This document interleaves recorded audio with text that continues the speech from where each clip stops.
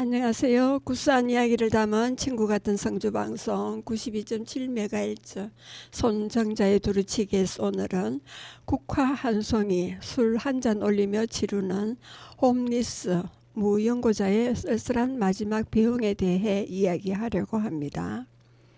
국화 한 송이 술 한 잔 올리며 무연고자의 쓸쓸한 마지막 장례를 치르며 배웅한 내용을 무연고 공령 장례를 진행하는 봉사자는 이렇게 말하고 있습니다.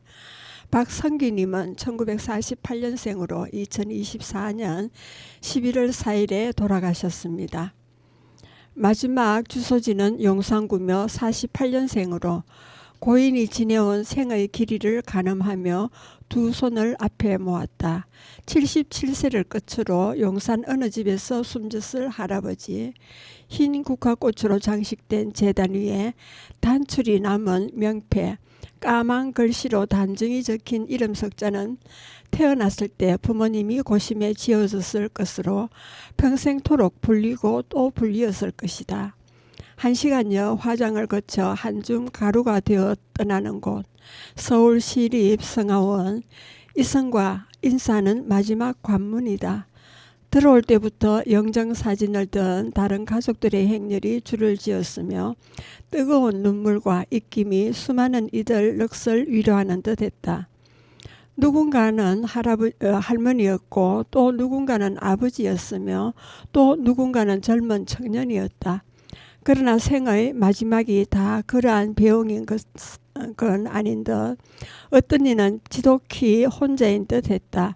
삶이 끝나는 순간까지도 이별을 설프해 줄 사람도 내 몸을 화장장까지 옮겨줄 이도 국화꽃 한 송이 놓아줄 추모객도 하나 없었다.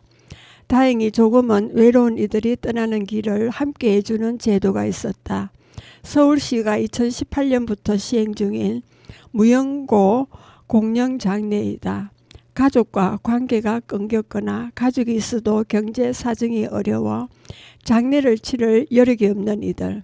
이런 이들도 수의 하나쯤은 깔끔한 걸로 입고 추모할 수 있게 자리를 마련해 주는 거였다.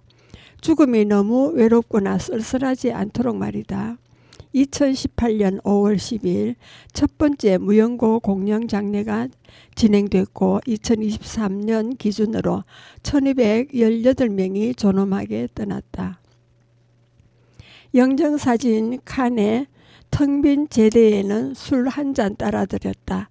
겨울이라 영하권으로 뚝 떨어진 추운 날이었고 1월 13일 오전 9시 30분에 서울시립 성화원에 도착했다. 화장장으로 향하던 오르막길에 까만 옷을 입은 유가족들이 분주히 오가는 광경이 자주 보였다.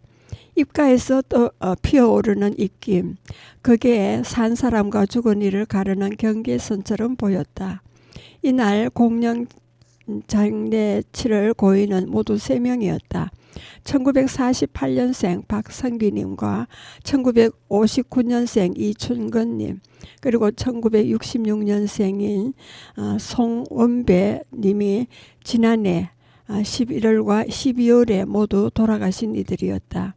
2층으로 가니 거리다란 이름의 빈소가 마련돼 있어 신발을 벗고 들어섰다. 공령 장례를 돕는 임혜원 나눔과 나눔 팀장이 있어 차분히 인사를 나누었다. 무채색 국화꽃이 제대 양쪽에 하얗게 폈고 고인의 영정사진은 텅 비었고 털만 있었다. 그리고 양옆엔 파스텔 톤의 꽃 장식이 화사했고요.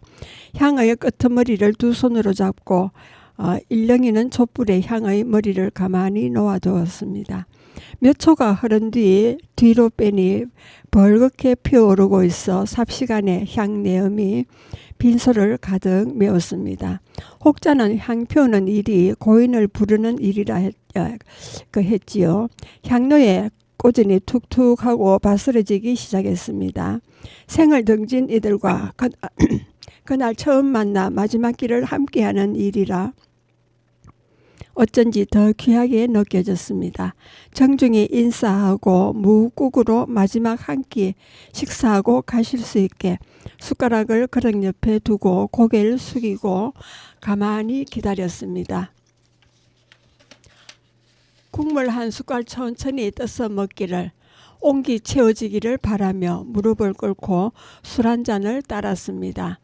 받은 술잔을 시계 반대 방향으로 세 바퀴 돌렸고, 술은 몸을 따숩게 하고 나쁜 기운을 제거하는 의미가 있다고 하여 한 잔 드시도록 두었습니다.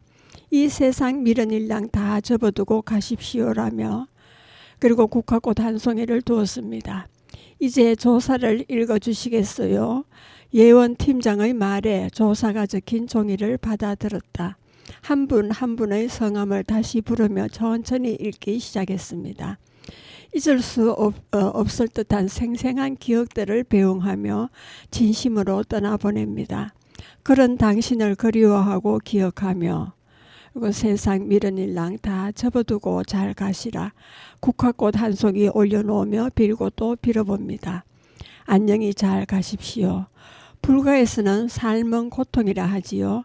사느라 살아내느라 고생 많으셨습니다. 진정 추모의 과정을 함께하며 속으로 되뇌고 명복을 비는 말들이 이랬습니다. 태어난 곳도 모르고 살아온 날들도 모르고 어떻게 떠났는지도 다 모르지만 어느샌가 그런 건 중요하지 않게 됐습니다. 얼굴도 모르는 분이지만 같은 시절에 숨쉬고 살았었던 것 외에는 그 모양은 달랐겠으나 이리저리 흔들렸을 것입니다. 그럼에도 잘 살기 위해 노력했을 거란 것을 인간은 누구나 언젠가 모두 죽는다는 절대 명제에서 벗어날 수 없습니다. 그러기에 가는 길 조금은 더 든든하게 함께하고 싶었던 것이고 단지 그뿐이었습니다. 이제 국화꽃 한 송이를 들고 제대에 놓을 시간이었습니다. 두 손으로 정중히 헌화한 뒤 고인과 마지막 인사를 나누었습니다. 어쩐지 홀가분한 기분이 들었고요. 가족이 아니어도 괜찮아. 쪽박촌 함께 살던 이들이 와서 추모하기도. 너무 슬프거나 무겁진 않은 적당한 무게의 온도와 장례식을 마친 느낌이 그랬습니다. 곁에서 고인 세 분을 잘 보내드리려고 고생한 이매원 나눔과 나눔 팀장도 인상 깊은 얘기를 했습니다. 장례식을 되게 무겁고 힘들고 슬픈 이미지로 많이 하시는데 힘든 일이 아니네요. 좋은 일 하시네요. 이런 말씀을 많이 들으시거든요. 그런데 그런 인식보단 어떻게 보면 누군가의 마지막을 배웅하는 일이잖아요. 마음의 위로를 해드리는 것이기도 해서 뿌듯하고 좀 기쁜 마음으로 일하고 있어요. 타인의 죽음을 함께하는 일이지만 내 죽음을 어떻게 바라보고 생을 마무리할 것인가, 그런 걸 생각하는 계기도 됐으면 좋겠다고 했습니다. 그러니 비단 가족이 아니어도 괜찮은 거라고, 실제 누구든 공령 장례에 추모하러 올 수 있다고 했습니다. 이날 고인 세 분 중 한 분은 쪽박촌에서 살던 분이라 했는데, 이 경우 함께 쪽박촌에서 살던 이웃들이 다 같이 빈소에 와서 고인의 마지막 길을 추모하는 경우도 있었습니다. 여전히 장례를 치르는 기준이 혈연이 우선이지만 이리 공동체가 장례를 치러준다는 건 또 다른 느낌이었다며 가슴이 먹먹해졌다고 했습니다. 빈소의 한쪽 벽에 붙은 종이는 이름 모를 한 아가를 위한 것이기도 했는데 거기엔 이리 적혀 있었습니다. 아가야, 너의 두 발로 이 땅을 걸어보지 못했다고 서러워 말하라. 너의 숨은 영원하고 너의 빛은 이름이 될 테니. 이름 석자를 끝으로. 생의 흔적을 다 태우고 이제 화장할 차례였습니다. 고인의 시신이 성화원의 웅구대길 흰 장갑을 끼고 바깥에서 기다렸습니다. 검고 기다란 웅구 차량이 속속 들어왔는데 영정사진이 앞서고 울음과 한숨이 뒤따랐습니다. 이젠 정말 끝이란 생각에 다들 그랬을 것입니다. 송영배님의 위패를 들고 기다렸습니다. 김포에서 출발한 고인의 관이 차가 막혀 조금 늦는다고 했고요. 잠시 뒤에 기다랗게 까만 운구차가 도착했습니다. 서울시 공영 장례를 위탁하는 해피엔딩 장례 지도사들이 관을 들 준비를 했습니다. 위패가 앞서서 가는 거예요. 혼이 먼저 가고 육신이 뒤따라가는 거라고도 볼 수 있지요. 임혜원 팀장의 안내에 따라 위패를 들고 앞에서 걸어갔습니다. 송영배님의 관이 뒤따랐고요. 14번 화장장에 옮겨졌고 관계자들이 끝으로 위패와 이름을 확인했습니다. 화장장에 들어가는 고인을 향해 마지막 인사를 했습니다. 허리를 90도로 굽히는 순간 좋은 곳으로 가셨으면 좋겠다고 기도했습니다. 1시간 20분이 지난 뒤에 그는 한줌 가루가 되어 나왔습니다. 가족을 찾지 못한 이들은 무연고 추모센터에 5년간 모시고 위임받은 무연고자들은 유택 동산에 유골을 뿌린다고 했습니다. 그러나 아직 뜨끈한 유골을 들고 유택 동산으로 향했습니다. 예를 갖추어 뿌린 뒤 이름 석자가 적힌 위패 종이를 꺼내 불을 붙이는 순간 화르르 송영배란 이름 석자가 끝에서부터 타들어갔습니다. 영배님 아주 바스라져서 제가 되기 전에 얼굴도 모르는 이의 이름을 마지막으로 원 없이 불러줬다고 합니다. 그리고 무연고자 사랑의 장례식입니다. 4남매 중 막내로 어렸을 적 가족에게 사랑받고 자랐을 고인. 부모님이 돌아가시고 성인이 된 남매들은 모두 뿔뿔이 흩어져 살게 되고 연락 없이 지낸 지 수년이 지난 뒤 고인의 장례 문제가 마지막 인연이 되었습니다. 고인은 가정을 꾸리지 못하고 홀로 살다가 만성 알코올 중독으로 자택에서 홀로 쓸쓸한 죽음을 맞이했습니다. 가족 친지들과의 오랜 이별 속에 영정사진 하나 없이 마지막 가는 길에 가족의 배웅 없이 가실 고인을 위해 나눔 코리아 전국 회원과 대원들이 당신의 가족이 되어 술 한 잔과 국화꽃 한 송이를 드립니다. 는 내용이었습니다. 무연고 사망자입니다. 변사자를 말하는 거지요. 이들의 시신 처리 방법입니다. 절차와 사회적 책임에 대해 먼저 무연고 사망자란 법적으로 가족과 친척 또는 가까운 지인이 없어 장례 절차를 담당할 수 있는 사람이 없는 사망자를 말합니다. 여러 가지 이유로 무연고자 사망자가 많이 나오고 있는 것이 현실입니다. 특히 경찰 업무 중에 많이 늘어나고 있는 것이 오랫동안 가족과 단절되었던 사람이 변사자로 발견되어 가족에게 인계하려고 할 때 경제적인 이유로 거부를 하는 사례가 많이 늘고 있다고 합니다. 그리고 무연고 사망자 처리 절차입니다. 무연고 사망자가 발생하면 지방자치단체에서 사망자의 장례 절차를 대신 진행합니다. 법률적인 근거는 장사에 관한 법률 위반에 따라 그 절차에 의해 처리됩니다. 경찰에서 변사자를 확인하고 가족을 확인하였지만 시신을 인수할 수 있는 사람이 없을 때는 공문에 의해 해당 지자체가 시신을 인계합니다. 대체로 장례 절차는 아래 내용과 같이 진행된 다음에 처리가 이루어집니다. 먼저 사망자 신원 확인이 이루어집니다. 사망자의 주위 가족, 친인척, 지인 등을 확인합니다. 확인하였지만 가족이나 친척이 존재하더라도 장례를 진행할 수 있는 경우가 무연고자로 처리되어 해당 지자체에서 처리합니다. 그리고 공고 및 가족 확인입니다.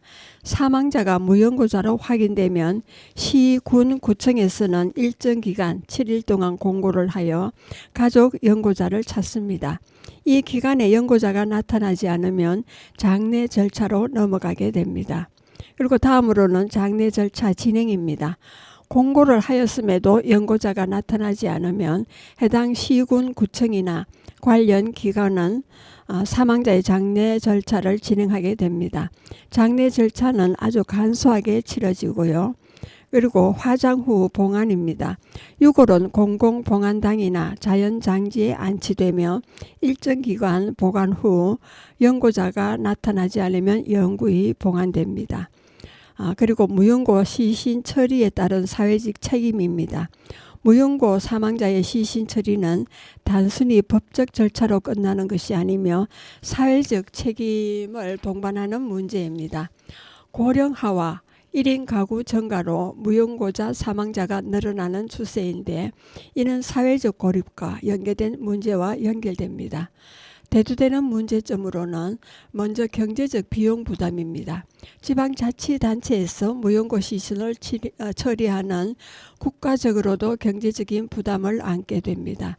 장례 비용과 시신 치료 비용 등 모두 지자체 예산에서 지출이 되고 이는 지역사회의 부담으로 이어집니다. 그리고 비용 처리입니다. 국가 지원 시에는 무용고 사망자의 장례 비용은 국가나 지방자치단체가 부담합니다.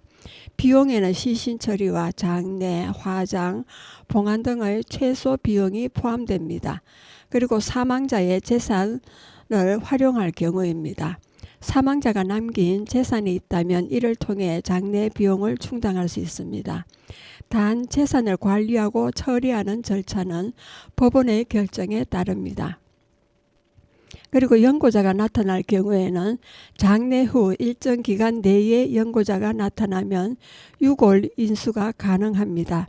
인수 후 발생하는 추가 관리비는 연고자가 부담하고요.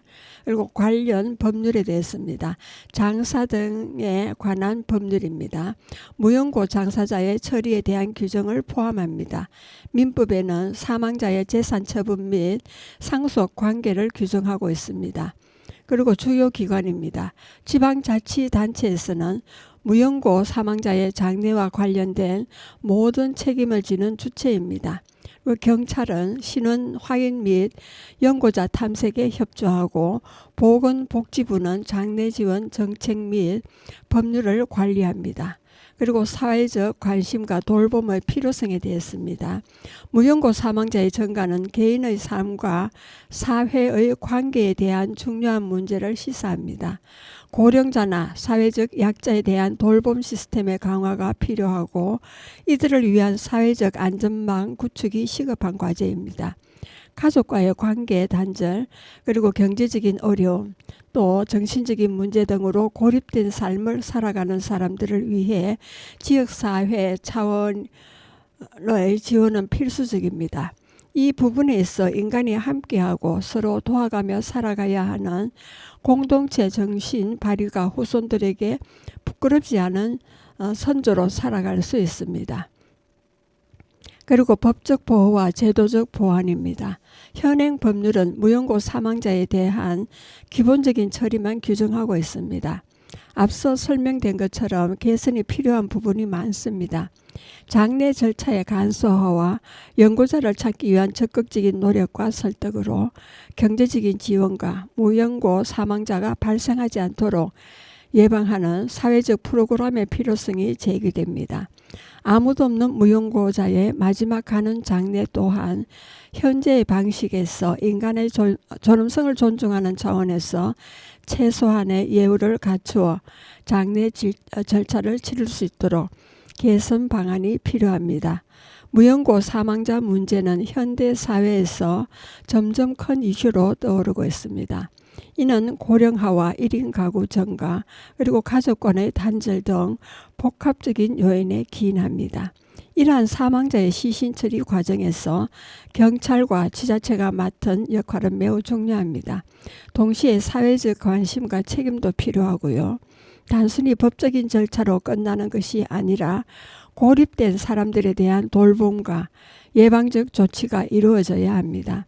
경찰 생활하면서 느낀 점으로 무연고자의 장례가 최소한의 존엄성을 갖출 수 있도록 제도적 보완이 시급하다고도 말합니다. 사회 구성원 모두가 관심을 가지고 함께 해결해 나가야 할 과제라는 것을 전했습니다.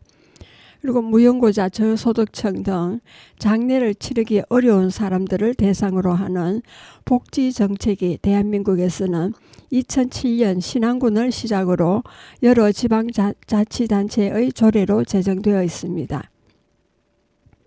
고독사 대응 정책 중 하나로 여겨집니다. 보건복지부에서 지자체별 조례 편차로 인한 공영 장래 한계 극복을 위해서는 2022년부터 별빛 버스를 도입하여 공영 장례를 지원하고 있습니다. 그리고 뉴시서 관련 비영리 단체로는 나눔과 나눔, 그리고 부산 반빈곤센터가 있습니다. 삶과 죽음은 하나로 연결되어 있으며 존엄한 삶은 존엄한 죽음과 떼어놓을 수 없습니다. 따라서 모든 사람은 사람답게 살 수 있는 권리, 즉 기본 사유권과 공영 장래권은 맞닿아 있습니다. 공영 장래는 인생의 마지막 복지 권리인 것입니다. 출생이 100이면 죽음도 100입니다. 죽음은 누구에게나 찾아오는 것이기 때문이죠. 무연고자나 저소득층은 존엄한 장례식을 치르지 못하고 무빈소 직장으로 시신 처리되고 있는 차별적인 현실에 놓여 있습니다. 따라서 공영 장례는 모든 시민이 존엄하게 삶을 살 권리가 있는 것처럼 존엄하게 삶을 마무리할 권리를 위한 기본권 운동입니다. 모든 시민이 애도받을 권리와 애도할 권리를 당당하게 누리기 위한 보편적 사회보장 운동이라 할 수 있습니다. 또 공영 장례 빈소에 조문하는 것은 단순히 안타까워서 참여하는 좋은 봉사 활동을 넘어 다른 영역의 기본권 운동으로 연결될 수 있는 연대 활동으로 확산될 수 있습니다. 장례는 산 사람들을 위한 것이라는 말이 있는데 공영 장례도 어느 정도 이와 관련이 있습니다. 장례는 고인을 애도하고 일상으로 돌아갈 수 있게 하는 기능이 있습니다. 저소득층의 경우 장례 치를 비용도 없어서 시신 인수를 포기하는 경우가 있습니다. 만약 공영 장례가 없다면 바로 처리 수순에 들어갑니다. 공영 장례는 이를 막는 정신적 지원에 해당한다고 볼 수 있습니다. 무연고자는 내가 죽으면 누가 장례를 치러주지라는 불안감을 항상 안고 사는데 공영 장례는 이를 어느 정도 해소할 수 있습니다. 1인 가구가 증가하는 현 시대에서 공영 장례의 중요성은 나날이 커지고 있습니다. 이 공영 장례의 특징으로 봤을 때는 일반 장례와의 차이점은 영정사진이 없고 음식이 올라가지 않으며 조문객 없이 복지팀 공무원 몇 명만 배례를 올린다는 점입니다. 가족, 친척이 없는 무연고자나 장례 비용을 마련하기 어려운 저소득층에 대해 최소한의 장례 서비스를 제공하기 위한 제도이기 때문에 절차도 상당히 간소화되어 있습니다. 그 사례를 보면 살았어도 죽었어도 혼자인 성북동 내 모녀의 쓸쓸한 무연고 장례와 모자의 비극적 무연고자가 된 아들과 어머니, 그리고 연고 있는 이들의 무연고 장례시, 태어나 얼마 살지 못한 아기들도 무연고 사망자로 장례를 치러줍니다. 그리고 후배 사회복지사가 무료 양로원에서 돌보는 앞을 보지 못하는 전직 산부인과 의사도 머물고 있었습니다. 후배가 휴가 기간 동안 가서 잠시 돌보고 있을 때 그 의사가 하는 말씀이, 나는 나라에서 낙태를 권하던 때라 많은 태아를 낙태하게 되었습니다. 내가 지금 앞을 보지 못하는 것은 그때 지은 죄 때문이라고 생각한다고. 아버지로서 의사로서 열심히 일하여 많은 수입이 있을 때 가족들은 풍요롭게 살았겠죠. 그러나 앞을 보지 못하게 되고 의원 일도 하지 못하게 되니 부인과 성장한 자녀들은 떠나고 노년을 외롭게 무료 요양원에서 지내고 있었습니다. 그러다 암에 걸려 병원에 입원하게 되었으며 몇 개월 뒤에 작년 11월에 사망하게 되었습니다. 가족에게 연락했지만 나타나지 않아 절차를 거친 뒤 결국 무연고자 장례를 치르고 영면에 들게 되었다는 말을 들으며 참 마음이 참 아팠습니다. 예, 여러분은 지금 성주 FM 92.7MHz에서 손정자의 두루치기를 듣고 계십니다. 잠시 쉬었다 가겠습니다. 그 은희의 등대지기가 되겠습니다.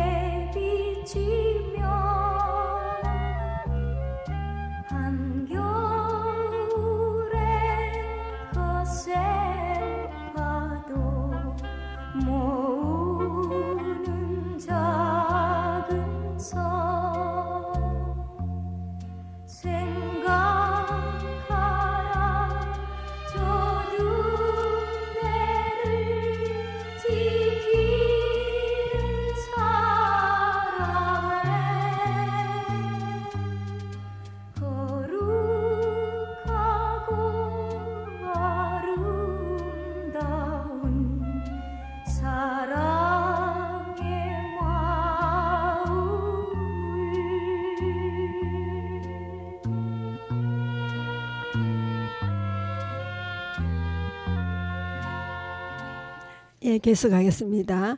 무용고자 장례를 치를 수 있는 사람에 대해서입니다.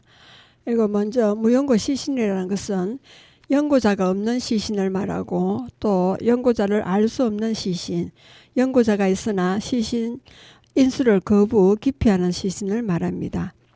무연고 시신의 경우 장례를 치를 수 있는 사람이 정해져 있습니다.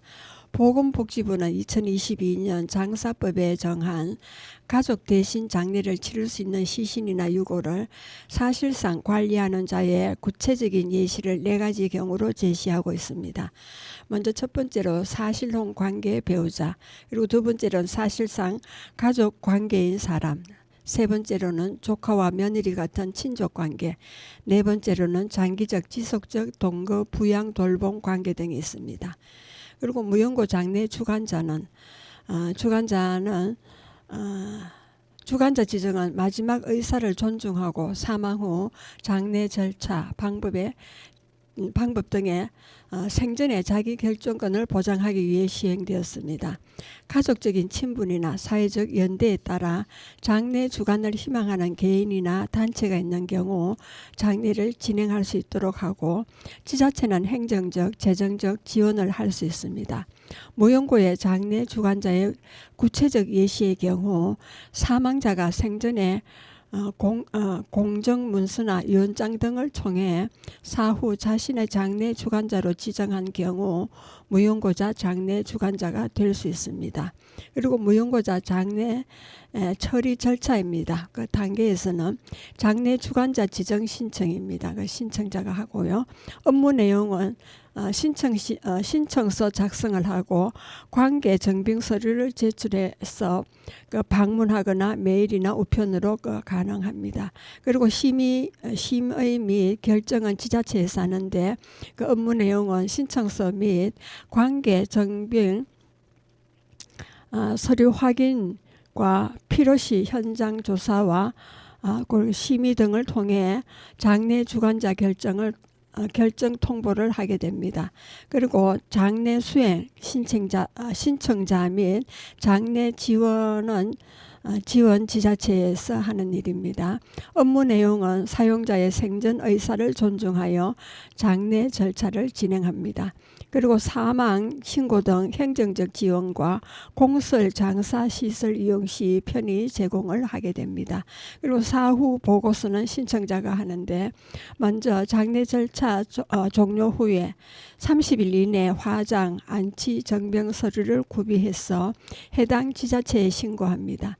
그리고 장례 비용 지원받을 경우에는 실제 장례 행하고 비용 지급 여부를 확인하기 위한 영수증과 사용 내용들을 제출합니다. 그리고 관리대장 작성과 보관은 지자체에서 하는데요. 관리대장의 신고 내용을 기재하고 10년간 보관하게 됩니다. 예를 들면 광주 무빈소 장례 비용은 리무진으로 발행할 시에는 150만 원이 소요된다고 합니다.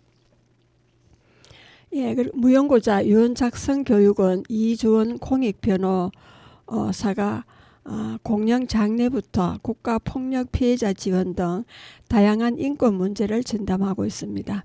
누구나 자신의 삶을 스스로 마무리 짓고 결정할 수 있어야 합니다. 유언은 생전의 의사를 확인하는 유일한 방법으로 무연고자의 존엄한 죽음을 위한 교육입니다. 나 죽으면 어떻게 해달라는 내용이 됩니다.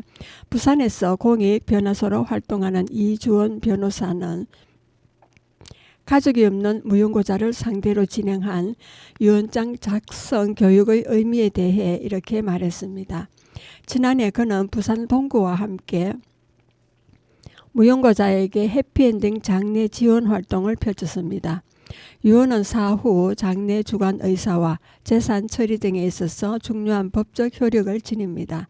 그러나 현재 유언을 작성하는 것은 온전히 민간에 맡겨져 있어 개인이 요건에 맞춰 쓰기란 쉽지 않습니다. 특히 친지가 없는 무연고자가 사망할 경우 관할 지자체가 재산 처분이나 장례 절차 등을 공영 장례 절차에 따라 진행하기 때문에 이들에게 유언장을 미리 작성해 두는 것이 중요합니다. 변호사는 돌아가시고 나면 생전 의사를 확인할 수 있는 게 유언밖에 없다며 혼자 사는 이들이라도 자신이 지정한 장례 주관자가 장례를 진행하고 유언 집행자가 재산 처분과 유산을 집행할 수 있어야 한다고 말했습니다. 최근에는 과거 국가로부터 인권 유린을 당한 피해자에게도 유언장 작성을 교육했다고 합니다. 그는 국가폭력 피해자 중 무연고자가 많은데 국가 배상을 받기는커녕 자신이 사망한 뒤 재산이 국고로 귀속된다는 사실을 매우 싫어한다며 사회에 환원하거나 자신과 같은 처지에 놓인 이들을 오히려 돕고 싶어 한다고 말했습니다. 이어서 자신들의 의사가 이처럼 분명한 이들이기에 생의 마무리를 어떻게 하는지가 굉장히 중요하다고 덧붙였습니다. 이 변호사가 부산에서 공익 변호사로 활동하기 시작한 것은 2022년 3월부터입니다. 부산의 서쪽 끝인 다대포에서 나고 자란 그는 애초부터 공익 변호사를 꿈꿨습니다. 가정 내 성폭력 사건의 심각성을 일깨운 이른바 김보양 사건을 담당한 변호사의 에세이와 조영래 변호사의 책을 읽은 뒤 이를 변호사와 닮은 사람이 되고 싶어졌다고 합니다. 사법시험에 합격한 뒤에는 우선 다양한 경험이 필요하다는 생각에 서울의 다수의 변호사들이 모여 각자 자신의 전문 분야를 맡아 체계적이고 조직적인 법률 서비스를 제공하는 대규모 법률사무소의 법무법인인 로잼에서 3년간 일했다고 합니다. 이후 평소 꿈꿔왔던 변호사에 대한 열망을 실현하기 위해 공익변호사 단체 사단법인 두루에 들어갔습니다. 그는 공익변호사 단체에서 직접 활동해 보니 지역에 공익변호사가 필요하다는 것을 체감했다며 고향인 점과 육아 및 헌신적 여건 등을 고려해 부산에 오게 됐다고 말했습니다. 이 변호사는 현재 부산에서 발생하는 다양한 인권 관련 문제를 맡아 해결해 나가고 있습니다. 그리고 부산 반빈곤센터입니다. 사회복지연대 활동가들과 함께 공영장례 태스크포스를 꾸려 조문단으로 활동을 하는 곳입니다. 지자체 단체에서 무연고 사망자에게 실시하는 공영장례에 대해 상조회사가 제대로 진행하는지를 시민으로 구성된 봉사자들과 점검하는 작업입니다. 확인 결과 일부 장례식장에서는 젓가락조차 들어가지 않을 정도로 굳은 쌀밥을 제사상에 올리거나 시든 과일을 올려 장례를 치르고 있었다고 합니다. 이 변호사는 시민들에게 애도할 권리를 보장하고 고인에 대한 존엄한 죽음을 마무리하기 위해 상조회사가 지자체의 지원을 받아 장례를 치르는 것이라며, 그런데 일부에서 형식만 갖춰 제사상을 차린 뒤 사진을 찍어 지자체에 보고하고 있었다고 합니다. 이어 해당 내용을 포함해 빈소 운영시간 역시 최소 4시간으로 너무 짧다는 것을 지자체와 상조회사에 건의했다며 결국 빈소를 최소 6시간에서 8시간 연장해 운영하는 등 전반적인 장례 절차가 크게 개선되었다고 말했습니다. 이 외에도 이 변호사는 부산 지역 집단 수용시설인 영화숙 재생원의 피해 생존자들이 자신들의 과거를 세상에 알리고 적절하게 도움을 받을 수 있도록 지원하고 있습니다. 이 변호사는 피해자 대표인 손석주 씨가 유엔에 가서 자신의 이야기를 직접 증언했다며 당시 손 씨가 활동을 잘 마치고 돌아올 수 있도록 인권단체 활동가들과 재원 마련 등을 도왔다고 말했습니다. 부산에서 몇 없는 공익 변호사로 활동하다 보니 혼자 나서 해결할 일도 많았다고 합니다. 이 변호사는 시간과 체력이 제한적인 데다 소속 단체의 활동 방향 등으로 도움을 요청하는 연락이 오더라도 어쩔 수 없이 거절할 때가 많아 죄송했다고 말했습니다. 상황이 이렇다 보니 그는 앞으로 부산에서 활동할 공익 변호사를 양성하는 데 힘쓰고 싶어 합니다. 앞서 부산에서 공익 변호사로 활동하다가 결국 로펌에 들어가기로 택한 이들을 지켜보면서 든 생각이랍니다. 소수의 공익 변호사가 감당할 수 없을 정도로 많은 공익 관련 사건을 하다 보니 결국 소진되고야 말았다는 것입니다. 이 변호사는 저 역시 계속 혼자 일을 한다면 소진되고 말 것이라며 훌륭한 일반 혹은 청년 변호사들이 부산에서 자리 잡고 의미 있는 활동을 오래 할 수 있는 시스템을 만들겠다고 했습니다. 여러분은 지금 성주 FM 92.7MHz에서 손정자의 두루치기를 듣고 계십니다. 잠시 쉬었다 가겠습니다. 최희준의 하숙생이 되겠습니다.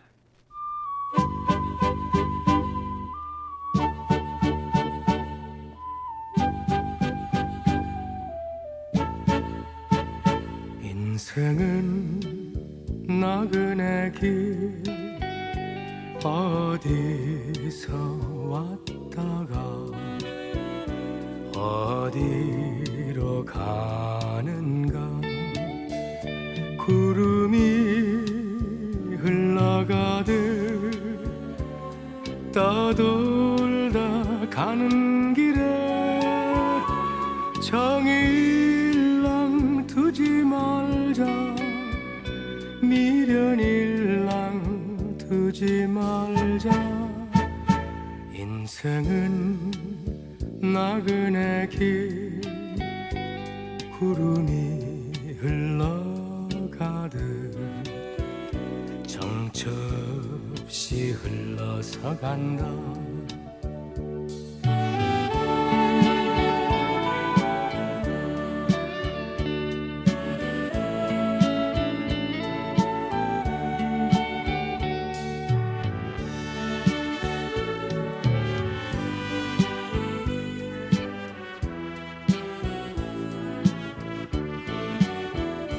인생은 벌거숭이 빈손으로 왔다가 빈손으로 가는가 강물이 흘러가듯 여울져 가는 길에 정일랑 두지 말자 미련일랑 두지 말자 인생은 벌거숭이 강물이 흘러가듯 소리 없이 흘러서 간다 소리 없이 흘러서 간다 소리 없이 흘러서 간다 이번에는 늘어나는 홈리스 노숙인을 말합니다. 사망자의 때이른 죽음을 막는 홈리스 정책이 시행되어야 한다는 주장입니다. 이전에는 노숙자라 불렀죠. 홈리스라 불리는 노숙인의 개념은 아직 합의되지 않아 누가 정의하느냐에 따라 그 범위와 의미가 달라질 수 있습니다. 노숙인은 주로 일정한 주거 없이 거리에서 잠을 자며 생활하는 사람을 의미하지요. 포괄적으로는 노숙인 쉼터에서 생활하는 사람, 쪽방과 같은 열악한 주거 공간에서 거주하는 사람 등 잠재적 노숙 상태에 있는 사람들까지 포함하기도 합니다. 우리나라의 관계 법령에서는 노숙인을 일정한 주거 없이 상당 기간 거리에서 생활하거나 그에 따라 노숙인 쉼터에 입소한 18세 이상의 사람으로 규정하고 있습니다. 노숙인 문제가 드러나게 된 계기가 된 것은 IMF 경제위기 이전에도 노숙인은 불황인이라는 이름으로 우리 사회에 존재해 왔습니다. 노숙 문제 해결은 노숙 원인을 개인적 관점에서 볼 때는 개인의 역기능을 변화시키거나 자활 의지 및 능력을 고취시키기 위한 상담, 교육, 사례 관리 등이 중요합니다. 사회 구조적 관점에서는 국가적 빈곤 대책과 노동시장 개입, 그리고 공동임대주택 확대 등 거시적 사회정책을 통해 이루어질 수 있습니다. 노숙의 주요 사회 구조적 요인인 빈곤과 실직 문제는 IMF 경제 위기로 촉발되었지만 개인의 성장 배경과 저학력, 저임금 취업, 불안전한 혼인 생활, 가족 관계의 악화, 저렴한 주택의 부족, 이웃 공동체의 붕괴, 알코올 중독, 정신질환의 문제 등이 맞물려 나타난 현상이기 때문에 노숙인 문제는 본질적으로 우리 사회 불평등의 심화와 빈곤 문제와 밀접히 연관되어 있습니다. 따라서 개인적, 사회 구조적 요인을 함께 고려하는 균형적 시각을 가지고 이 문제를 해결해 나가야 할 것입니다. 국제연합은 노숙인을 집 없는 사람과 옥외나 단기 보호시설 또는 여인숙 등에서 잠을 자는 사람, 집이 있으나 유엔의 기준에 충족되지 않는 집에서 사는 사람, 그리고 안정된 주거권과 직업과 교육, 건강관리가 충족되지 않은 사람이라고 정의합니다. 미국 노숙인 연합은 노숙인을 정규적이고 고정된 적절한 주거시설이 없고 주로 길거리나 일시적인 보호시설, 사람이 자도록 고안되지 않은 공공의 장소에서 자는 사람이라 정의합니다.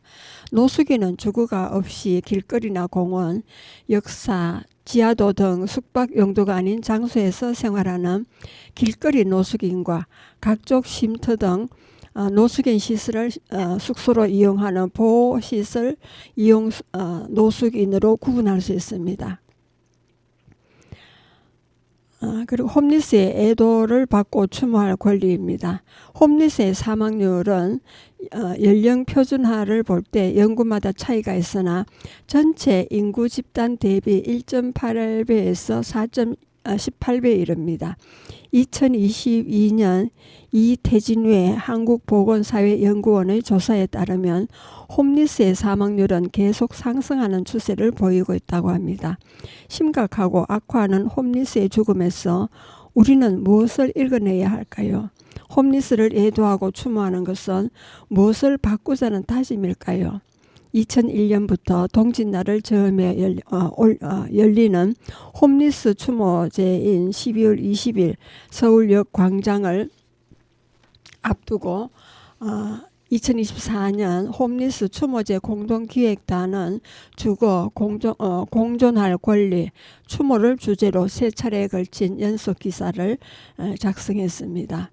그리고 기자 홍유진의 말에 따르면 2024년 유독 견디기 힘들었던 폭염 속 여름이 지나고 가을이 무색하게 더운 날들이 11월 중순까지 이어지더니 12월 갑작스러운 한파에 몸도 마음도 꽁꽁 얼어붙었습니다. 거리와 쪽방의 홈리스들에게 예년과 다르다는 날씨 예보는 전혀 반갑지 않습니다. 너무 더워도 너무 추워도 힘듭니다. 날씨 때문이었을까요? 이름 없는 죽음의 숫자는 올해도 여지없이 늘었습니다. 올해 서울시 무용고 홈리스 사망자는 476명으로 2023년 404명에서 72명이나 늘었습니다.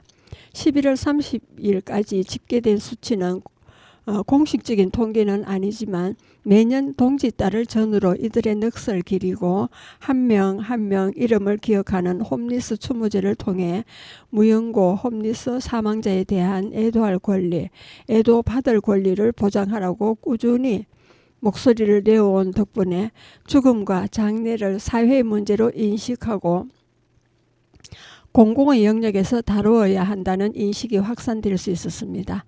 그 결과 2018년부터 서울특별시 공영장례 조례를 시작으로 각 지자체에서 무용고자와 저소득층을 위한 공영장례 서비스가 시행되기도 했습니다.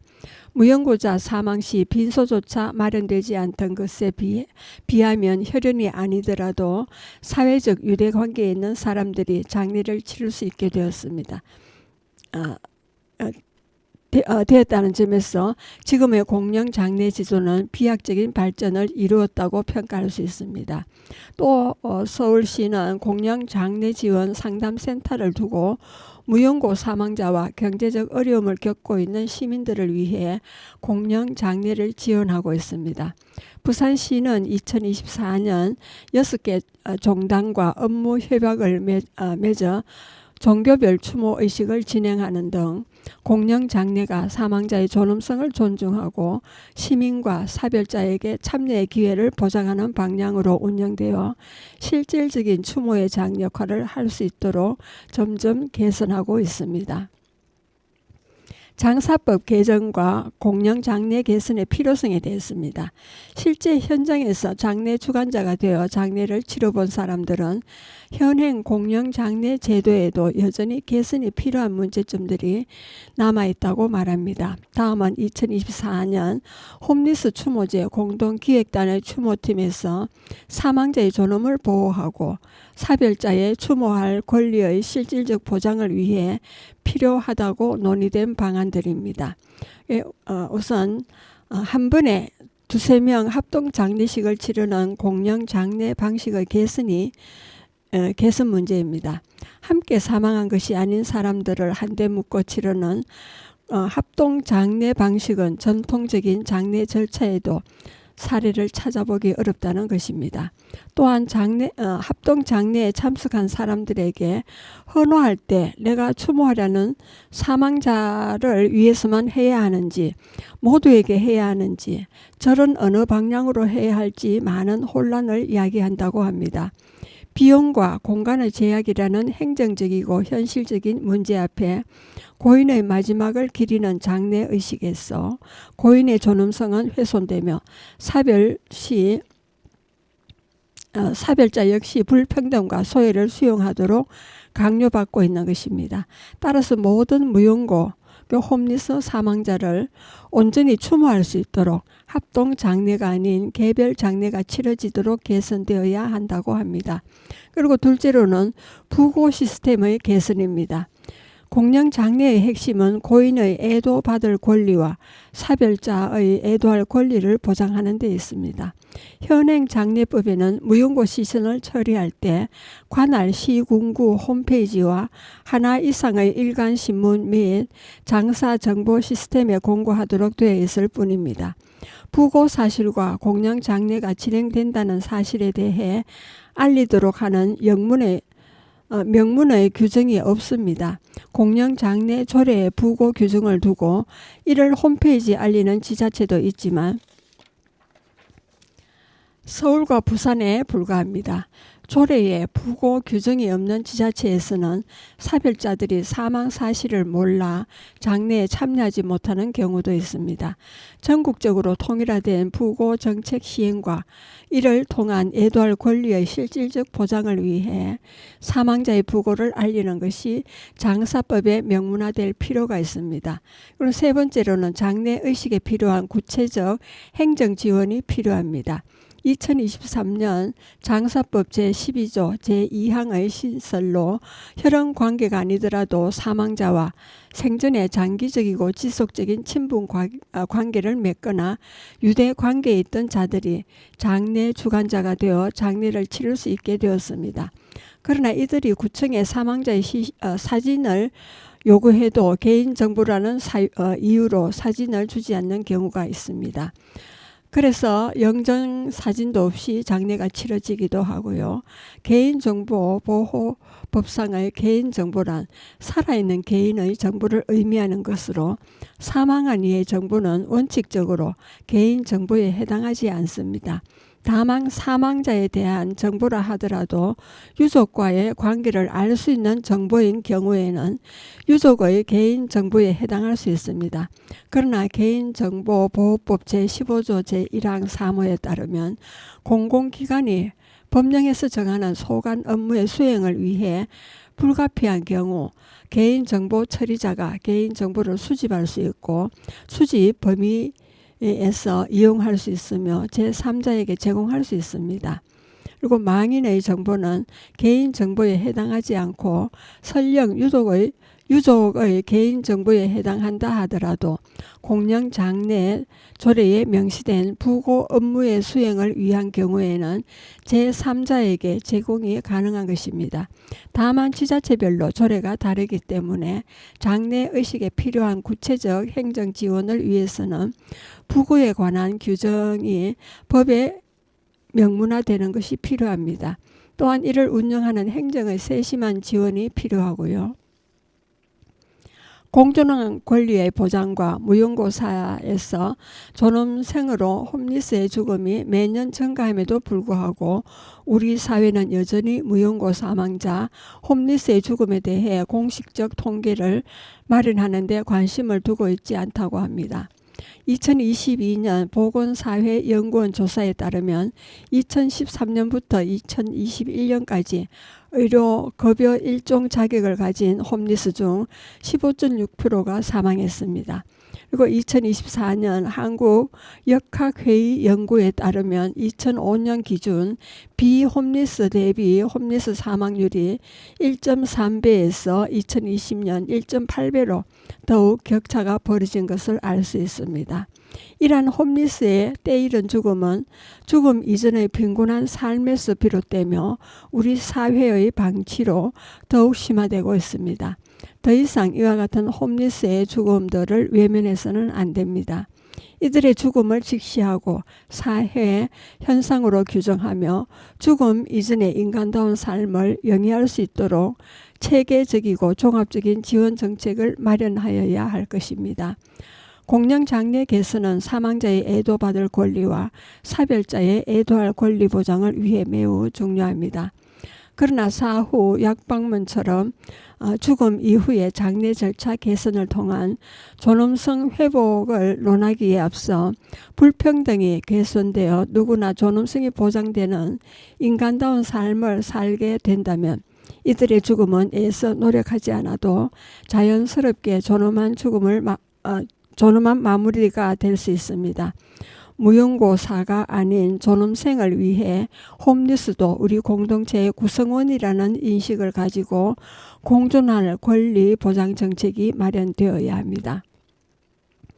저는 2024년 아프리카 우간다 진자시에 자원봉사를 갔을 때 무연고자의 죽음을 보았습니다. 우간다에서는 68년간 영국 주권 영향하에서 영연방의 일원으로 독립된 나라입니다. 1962년 자치가 이루어져 선거를 통해 랑고족의 지도자 밀턴 오보테가 당선되고 1967년 새 헌법을 공포해 대통령에 오르면서 모든 왕국을 폐쇄했습니다. 그러나 1971년 이디아민 장군은 쿠데타를 일으켜 권력을 장악했는데 그의 집권 기간은 폭정으로 악명이 높았습니다.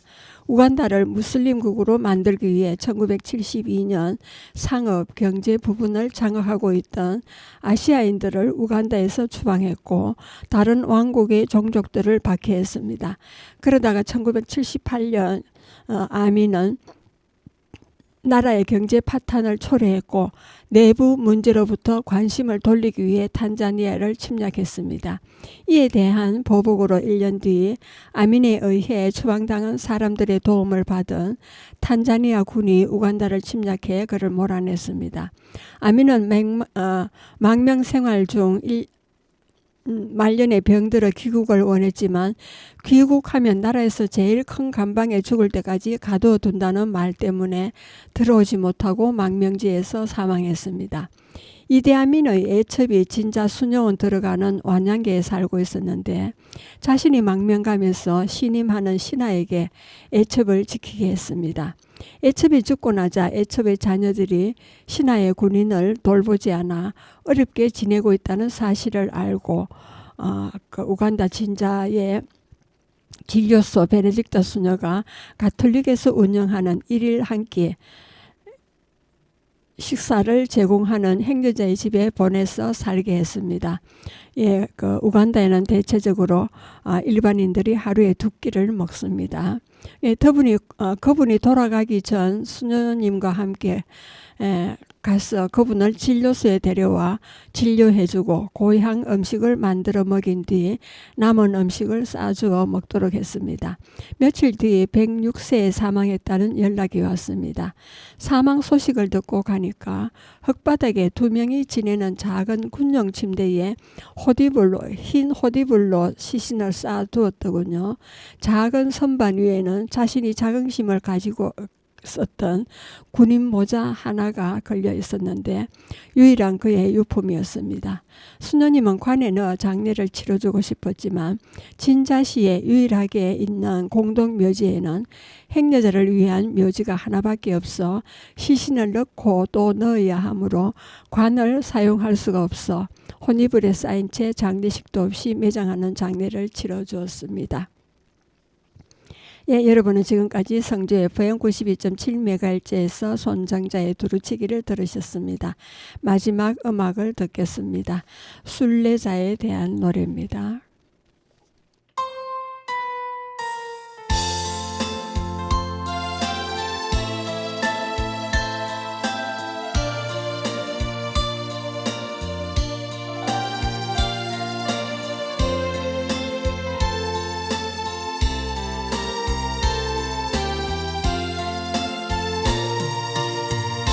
나는 순례자 낯선 나라에 언젠가 집에 돌아가리. 어두운 세상 방황치 않고 예수와 함께 돌아가리. 나는 순례자 돌아가리. 날 기다리는 밝은 곳에 곧 돌아가리. 기쁨의 나라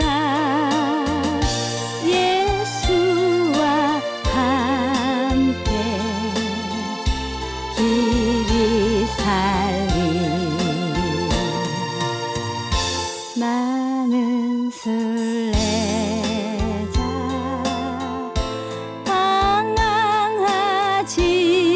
방황하지만 예수 내 구주 이끄시